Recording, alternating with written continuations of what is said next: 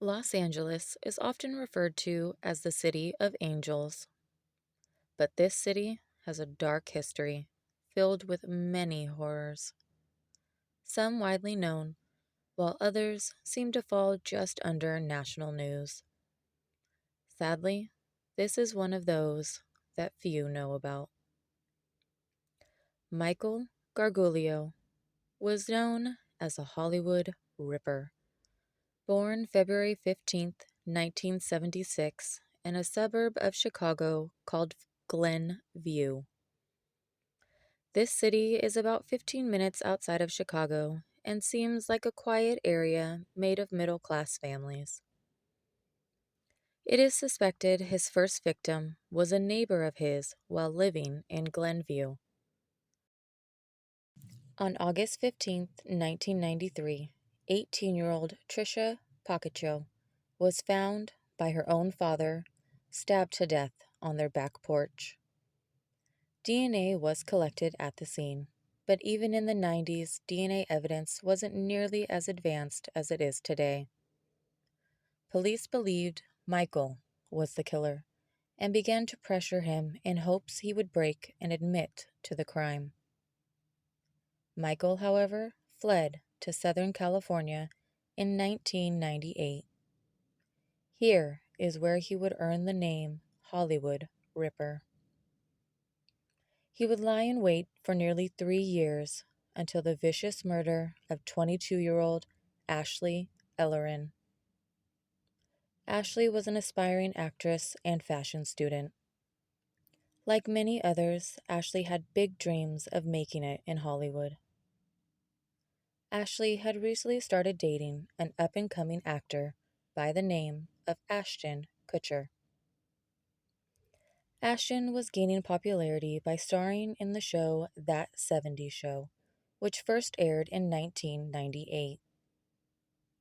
Although That 70s Show was a popular show, he had not gained the amount of fame that he has today. Ashton had planned to pick up Ashley the night of February 21st, 2001. When he arrived, he knocked on the door, but Ashley didn't answer. He peered through the glass to see her apartment, still a mess from the party she hosted just a few days before. He noted the spilled red wine on the carpet. Since he was late picking her up, he figured she got annoyed and bailed on him. He then went on with his night.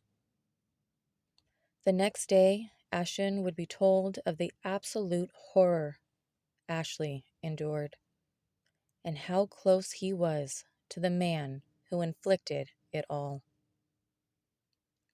It is said Michael would stalk his victims for months at a time before his attacks. He would meet Ashley by chance when he assisted her in changing a flat tire.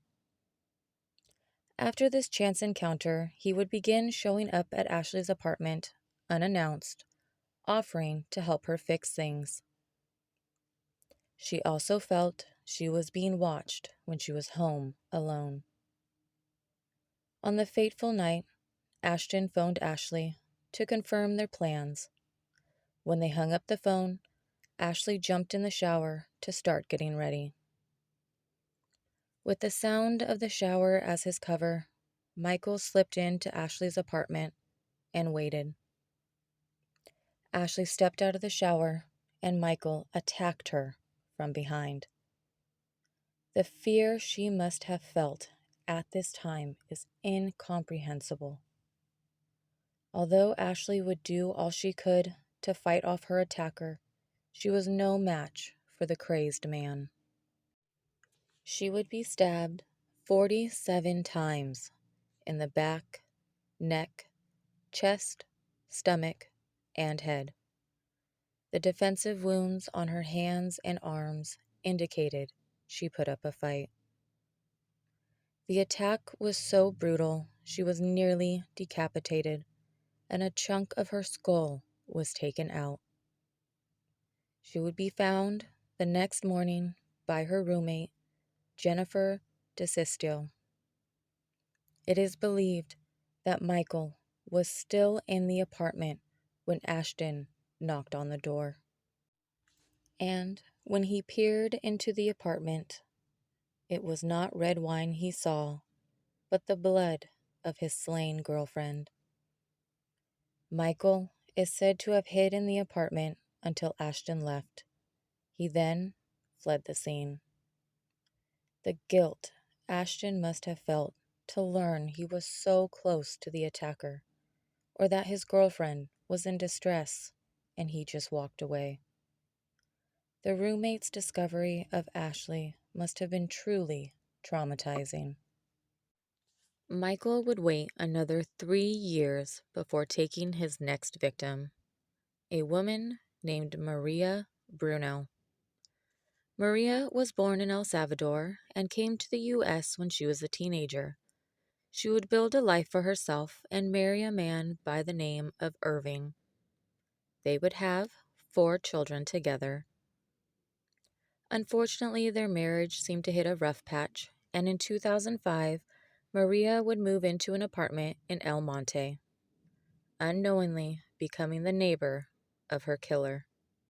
Michael had stalked Ashley for months before attacking, but with Maria, it only took 10 days until he crawled through her kitchen window and viciously ambushed her.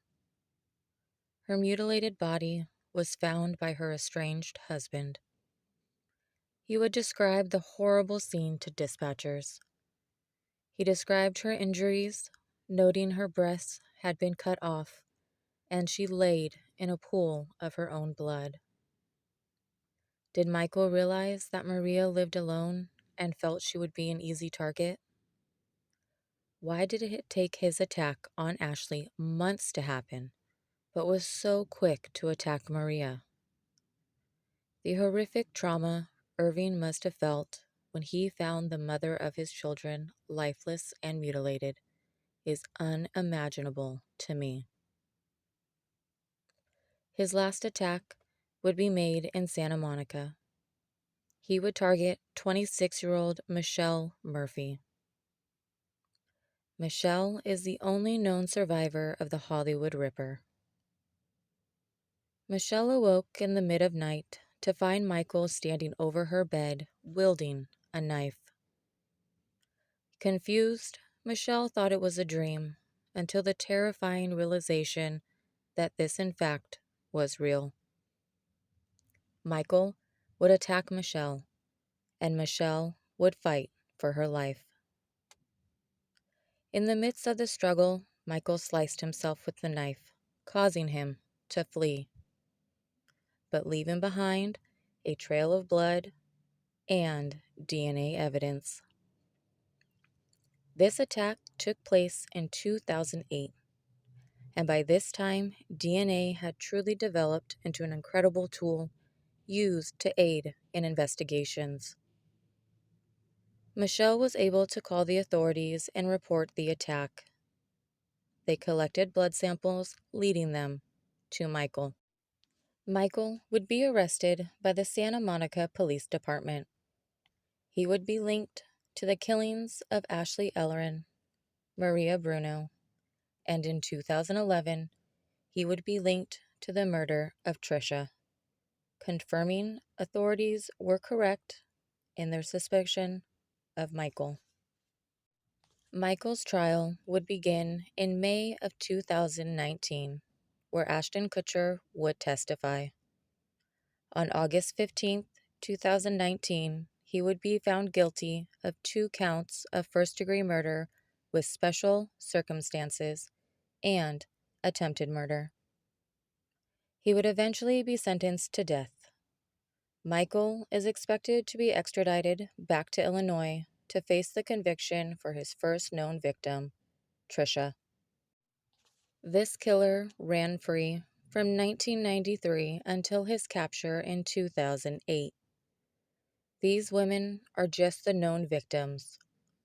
Authorities believe there are other victims out there that have not been linked to Michael. Their main reason for believing this is an odd statement Michael made. He was reported saying just because his DNA was found on 10 women that had been killed, it didn't mean he was the killer. Strange defense, but okay. Why did Michael target these women? Was he still in the home of his second victim when Ashton knocked on the door? How many other victims does he have? I do hope the friends and families of the victims get the closure that they deserve.